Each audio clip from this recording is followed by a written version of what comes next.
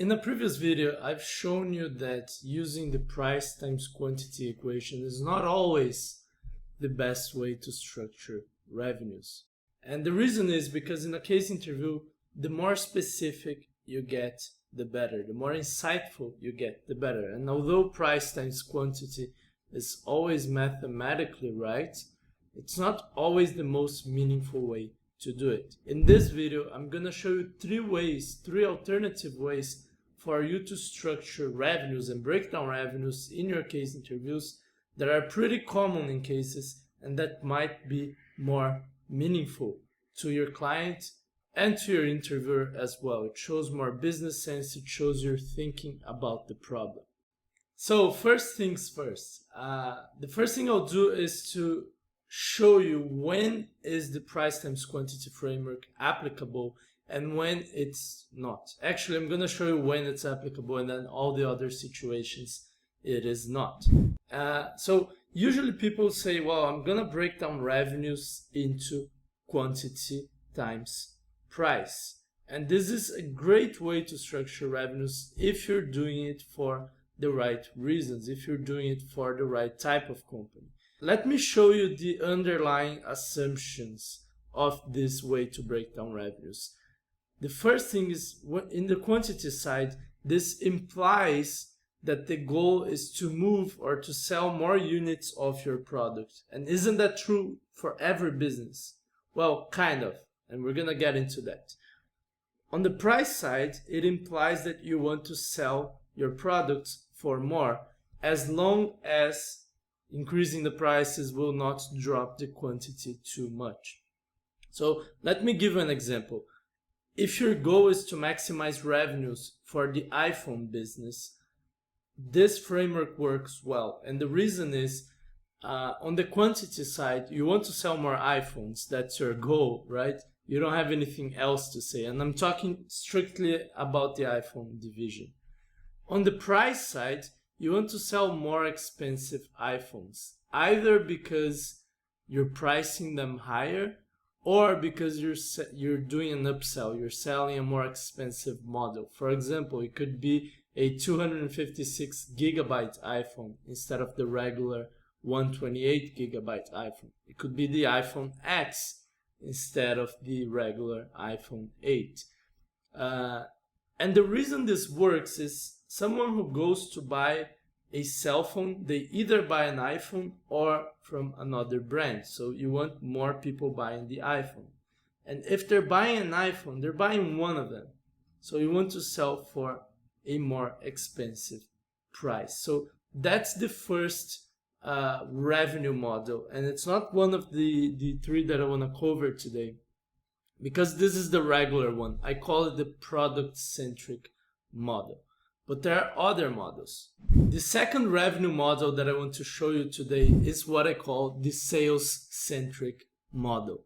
And it's pretty similar to the product-centric model, but it's a little bit different. Let me get into it. So in the sales-centric model, you break down revenues into number of sales times the average ticket or the average revenue per sale. And the assumptions or the implications of this model are slightly different. On the number of sales side, it implies that you want more customers shopping more often, not necessarily selling more products or moving more units as in the previous model. On the average ticket side, it implies that you're selling for more or that you're selling more items. So it's different than just selling for more. You can either sell for more or you can sell more items. Let me give you an example. Let me give you the example of a supermarket. In a supermarket, if you're talking about price times quantity, it's not really meaningful, right? Do you really want to sell more products or do you want to just sell a higher ticket? Do you really want a higher price in your products, or is it the case that you want to optimize the revenue of each sale? So just to give you an example in a supermarket business, one thing they do a lot is put products close to the cashier. And the reason they do that is because for them, it's as interesting to sell more items than it is to sell items for a higher price. Another example here, they really stimulate you to go there very often. And they do that through loyalty programs or just different things that supermarkets and retailers in general do. And the reason they do that is because every time you go there, you may buy new stuff that you weren't even planning. This is very different from selling iPhones. When you're selling iPhones, most of the purchases are going to be planned. They're not going to be spontaneous. It's really hard to push other items to your client. It feels pushy.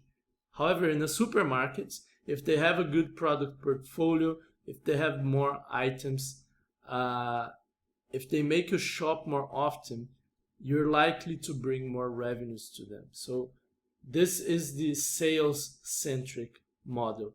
And just to make a parenthesis here, what does it even mean to say that average price or average quantity of items has risen in a supermarket in a year? It doesn't mean much, right? They have 50,000 products priced from 10 cents to, I don't know, hundreds of dollars. So it doesn't even make sense to use these metrics. Now, to say that you've done more sales or that the average ticket has increased, now that has a lot more meaning. The second alternative model to break down revenues instead of price times quantity that I want to talk about is kind of a longer term view of the sales-centric model, and I call it the customer-centric model. And the way to structure it is pretty simple. You break down revenues into number of customers and revenue per customer. Now, what are the differences here? It's in the underlying assumptions, it's on the implications that this has to the business. So, number of customers here implies that the goal is to get more customers, not simply to get more sales as a normal retailer would, but to get more customers, loyal customers, if you may.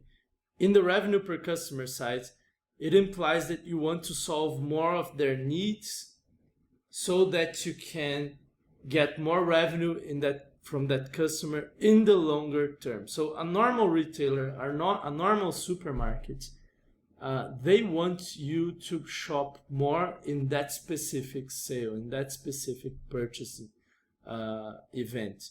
But a more customer-centric business that could even be a supermarket, it could be a retailer. Amazon does that a lot.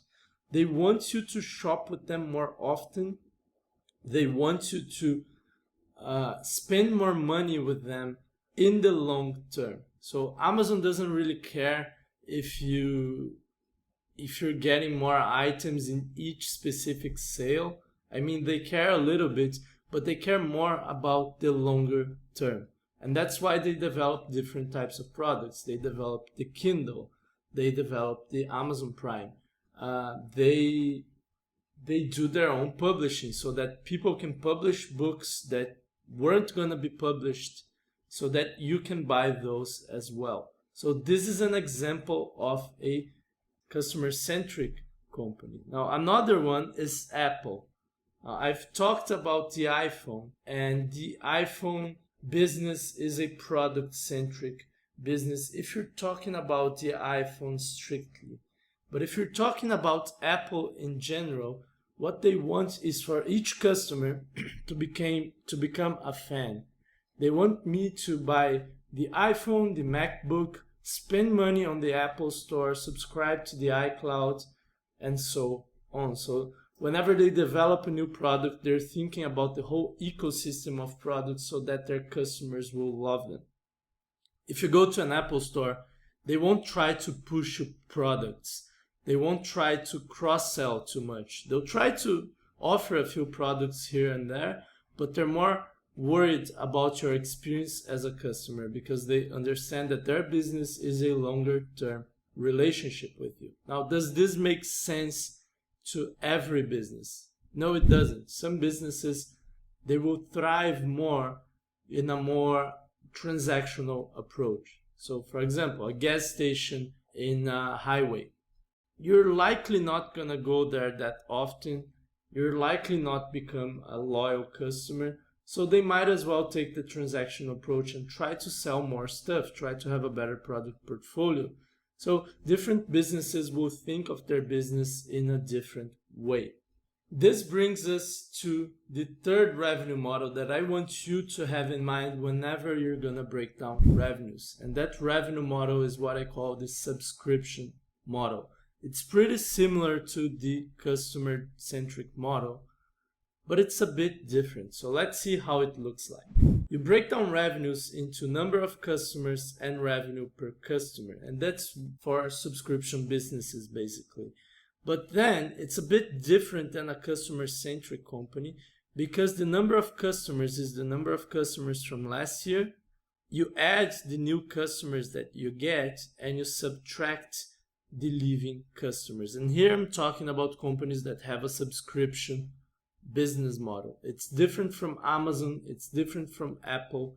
Unless you're on Amazon Prime, you don't pay a monthly fee to Amazon. Unless, small parts of Apple's businesses, the iCloud, for example, you're not paying a monthly fee to Apple. But some businesses have a subscription model. For example, Spotify, Netflix, telecom companies, utility providers in general. And here the model is a little bit different, because you have to get new customers and then take care of leaving customers not to get out. You have a double goal of getting new and retaining old customers. So your operation has to be based on getting some new customers every month, but mainly retaining old customers. If your customers never leave, you're probably gonna have a really healthy business soon. So let me give an example. A telecom company is the perfect example for the subscription model. Their main concern is for you not to leave them, because they spent a lot of money doing marketing to get your attention and get you to become a customer, and you spend a sizable amount of money every month with them, and you're pretty much bound to do business with them. So you're not going to have two telecom providers and two cell phones. I mean, some people have, but they're the minority. The majority of people are bound to one telecom provider. So these guys, they at least should do a lot of effort trying to keep you within their business, either by restraining you and doing long-term plans that you can't really break the contract, or by offering you great customer service, which is what we all want, but it's not what every business does.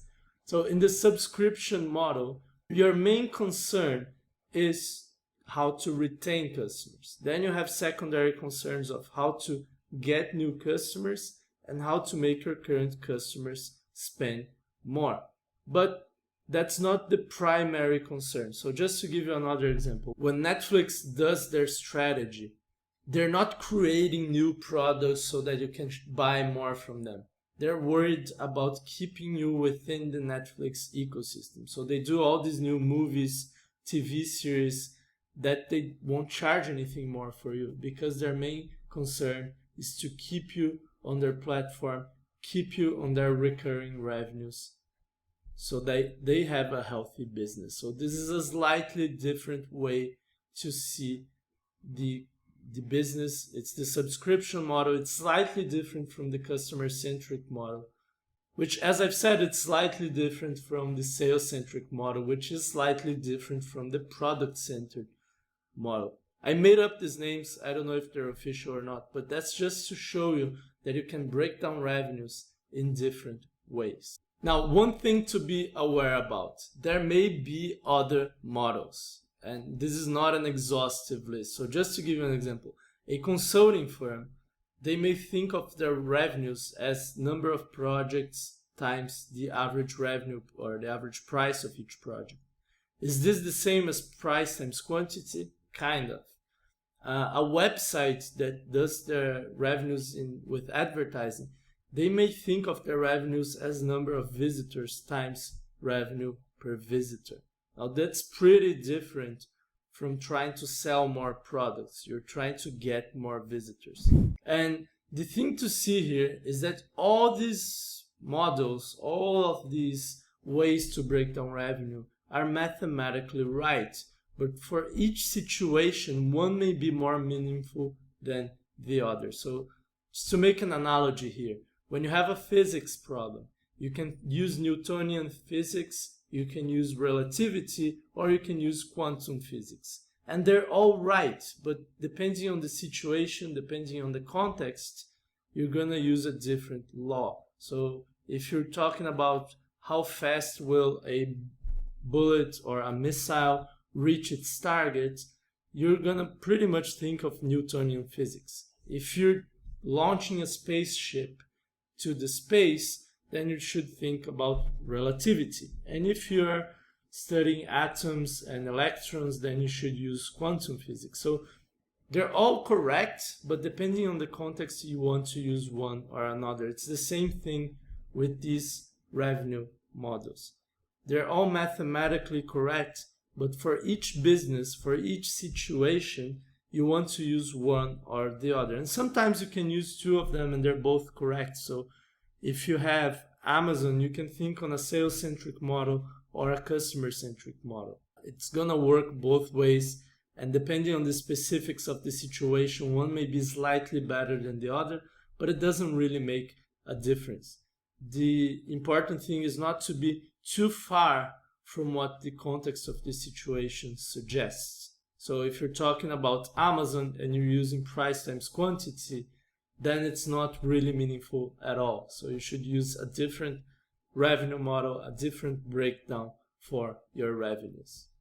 As of next steps, I have two to suggest to you. The first one is whenever you do a new case, a profitability case, or just a case that has you thinking about revenues, I want you to be thoughtful about it. Instead of just spitting out price times quantity or a generic issue tree, think about what's the way that makes most sense, that's more meaningful to that business. Now, the equation should add up to revenues. It should be mathematically right, but there are different equations that are mathematically right, and I want you to be thoughtful about it.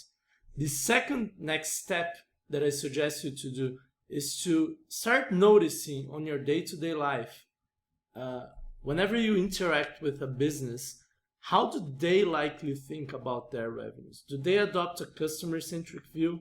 Are they trying to maximize revenues of each customer in the long term? Do they adopt a sales-centric view? Are they trying to make the most out of each sale?